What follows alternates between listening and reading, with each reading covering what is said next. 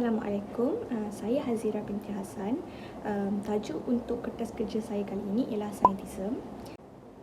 Dalam era globalisasi ini, terdapat pelbagai gejala sosial dan penguasaan ilmu dalam masyarakat di Malaysia. Scientism beristilah sebagai kepercayaan bahawa ilmu dan perihal ilmiah dapat dipraktikkan untuk apa sahaja hal dan bahawa sains adalah kaedah yang bertaraf dunia dan dipercayai hingga dapat menolak pandangan-pandangan lain yang tidak menggunakan kaedah ini. Scientism juga telah ditakrifkan sebagai tak satu-satunya pendapat yang betul. Scientism juga yakin akan dapat menyelesaikan segala masalah manusia. Scientism dapat merujuk kepada kaedah sains yang dipraktikkan secara berlebihan. Scientism mula wujud dan mula digunakan pada zaman Eropah, abad ke-17 yang dikenali sebagai revolusi saintifik. Scientism juga wujud bila kefahaman orang barat terhadap sains melebihi ilmu-ilmu atau kaedah-kaedah lain. Revolusi saintifik atau scientism juga tanda timbulnya sains moden di mana ilmu saintifik seperti biologi, kimia, fizik telah pun menukar kaedah pemikiran sesetengah manusia. Seterusnya, analisa perbincangan. 2.1. Konsep ideologi scientism. Masa kini, manusia masih lagi menggunakan kajian-kajian masa lalu sebagai sumber kajian dan pelajaran dan telah menjadi ideologi untuk masyarakat masa kini. Selain itu, perkara yang tidak boleh diuji, dikaji dan dipercayai dikirakan tiada nilai kerana masyarakat masa kini lebih mementingkan sesuatu hal berdasarkan logik akal dan merujuk kajian ilmiah. Kerana pemikiran ini, agama juga menjadi perdebatan kerana dipercayai menjadi satu kepercayaan yang boleh menghalang kemajuan manusia. Sejarah dan tokoh. Tokoh pertama, Friedrich Hayek.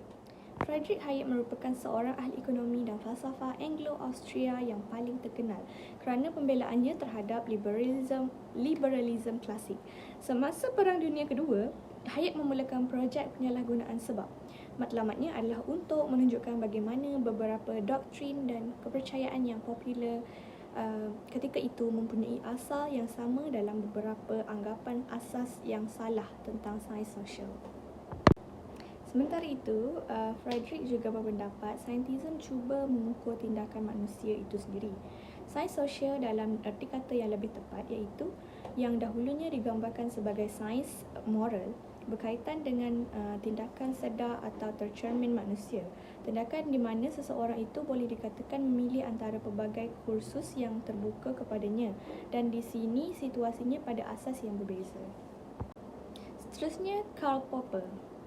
Karl Popper berpendapat bahawa dirinya sebagai pembangkang fahaman positism logical. Namun dari sudut haluan untuk mengangkat darjat ilmu sains, mereka adalah sehaluan.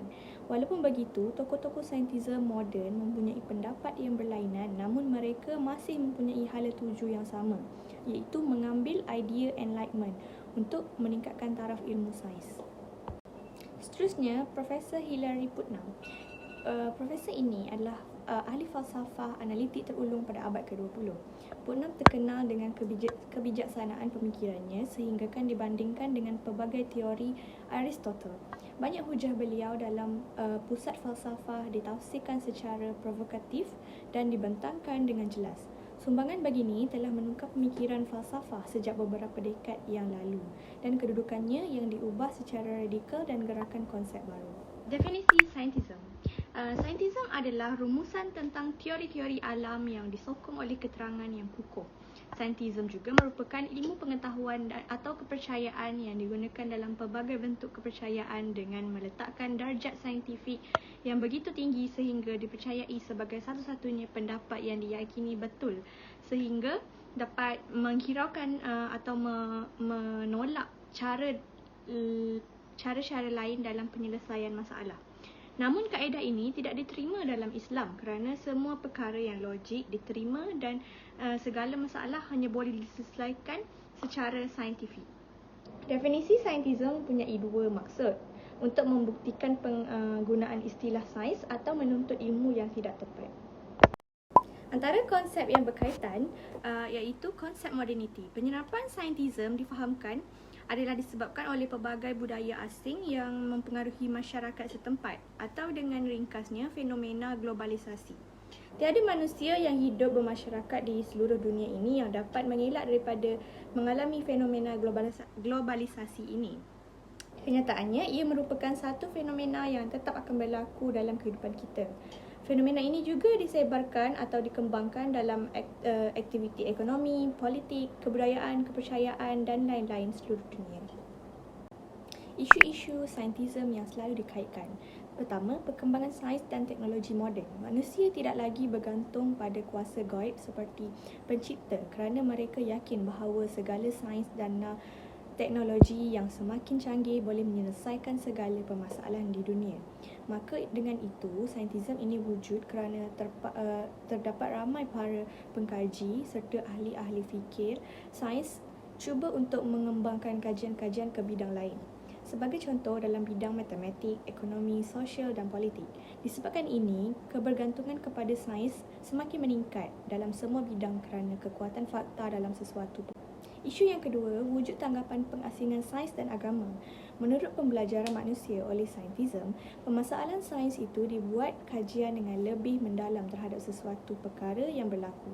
Mereka berpendapat bahawa kebenaran sains atau fakta itu adalah kaedah yang terbaik kerana kandungan sains itu lengkap dari semua aspek dan lebih rasional berbanding ilmu lain. Assalamualaikum, saya Nur Azita binti Husaini. Saya akan meneruskan isu poin yang ketiga. Sains dikatakan ilmu yang rasional berbanding ilmu yang lain.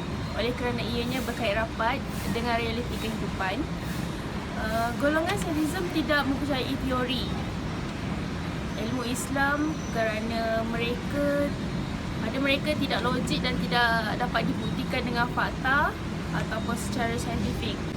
Yang keempat, iaitu kepercayaan pagan. Menurut pengkaji teori, John Knott dan Steve Landru, mereka mengikut kepercayaan natural saintifik yang memegang bahawa tiada Tuhan, hanya alam termasuk manusia dan ciptaan manusia yang nyata.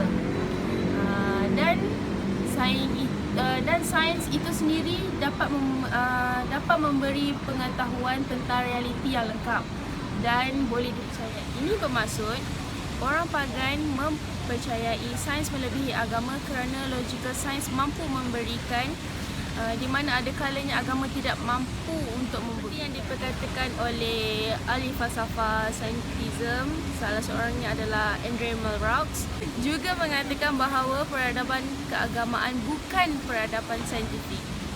Antara faktor isu-isu, pertama, dominasi ilmu sains dan teknologi oleh orang bukan Islam. Secara umumnya, perbezaan falsafah sains dan sistem kepercayaan telah memberikan implikasi terbesar kepada individu. Bagi orang barat, mereka percaya berasaskan rasionalisme dan menolak semua bentuk pengetahuan yang lain yang dianggap karut. Dominasi ilmu sains dan teknologi oleh orang bukan Islam menyebabkan orang Islam kurang memberikan penekanan pada agama dan ilmu barat akan mempengaruhi para ilmuwan Islam fokus kepada sains dan teknologi sahaja. Yang kedua, akidah terpesong. Tamadun Islam yang kukuh, akidah memainkan peranan penting bagi menghadapi fahaman saintisme. Tokoh-tokoh seperti Ibn Sina, Al-Biruni telah membuktikan bahawa sains dan agama sadar tidak memesongkan akidah seseorang dari unsur ketuhanan. Yang ketiga, pengabaian nilai-nilai kemanusiaan dalam kalangan masyarakat. Kepercayaan saintisme terlalu mementingkan teori sains sehingga mengabaikan aspek-aspek nilai kemanusiaan yang berkait rapat dengan sosial. Kejujuran dan kasih sayang sudah tertutup oleh kesukaran material. Apabila manusia kini mengejar kemajuan sains dan teknologi. Yang keempat, menolak peranan pencipta. Ahli saintisme tidak lagi bergantung kepada Allah dalam menyelesaikan masalah. Ini kerana mereka lebih mengagung-agungkan kelengkapan data dan juga fakta. Hal-hal demikianlah menyebabkan ahli saintisme menolak peranan pencipta dalam kehidupan seharian mereka. Mereka menafikan hak pencipta mereka yang mutlak. Langkah untuk mengatasi scientism. Yang pertama, tidak beramal dengan Al-Quran. Okey, kerana akibat terlalu bergantung dan taksub kepada ilmu sains telah menyebabkan seseorang menjadi jauh dengan Allah, dari Allah, sehingga lupa akan tanggungjawab sebagai seorang Islam. Hal ini juga menyebabkan seseorang menolak dan tidak beramal dengan Al-Quran. Sebagai contoh, ahli fizik terkenal iaitu Isaac Newton mengatakan tidak ada ruang dalam fikirannya untuk berfikir mengenai aktiviti kerohanian, cinta, kasih dan emosi. Yang kedua, pemimpin Islam yang menyanjungi sains moden barat. Ramai pemimpin di negara Islam menjadikan ideologi saintism sebagai sumber utama pemikiran dalam aspek ekonomi, politik dan pendidikan. Mereka seolah-olah tidak mengambil berat tentang cara pemikiran Islam dan nilai murni yang berpandukan Al-Quran dan hadis. Oleh itu, generasi kini perlulah menerapkan nilai-nilai ajaran Islam dalam kehidupan serta memilih pemimpin yang mempunyai ilmu agama yang tinggi untuk mentadbir negara. Nombor 3, perpecahan dalam kalangan masyarakat. Perpecahan berlaku akibat daripada pegangan agama yang berbeza ataupun pendapat yang berbeza. Perkara ini berlaku kerana mereka suka untuk mempercayai kejadian itu berlaku tanpa ada bukti yang kukuh, terutamanya apabila ia tidak dapat dijelaskan dengan panca indera. Maka berlaku penjagahan antara masyarakat apabila masing-masing ingin menegakkan atau menegaskan bukti-bukti yang mereka dapat daripada hasil penyelidikan mereka. Kesimpulannya, jelas sekali berdasarkan tasawuf Islam, falsafah saintism tidak memberikan peluang bagi aktiviti spiritual seperti keyakinan kepada alam, iaitu pada perkara metafizik seperti yang ada dalam Islam. Hal ini tidak mampu menyelesaikan masalah dalaman manusia seperti penyakit kejiwaan kerana ia tidak dapat diukur dengan alat dan eksperimen. Oleh itu, sains dan agama perlulah seiring tanpa perlu bersaing dalam membentuk ketamadunan yang moden serta tidak mengabaikan nilai-nilai moral kemanusiaan. Sekian, terima kasih.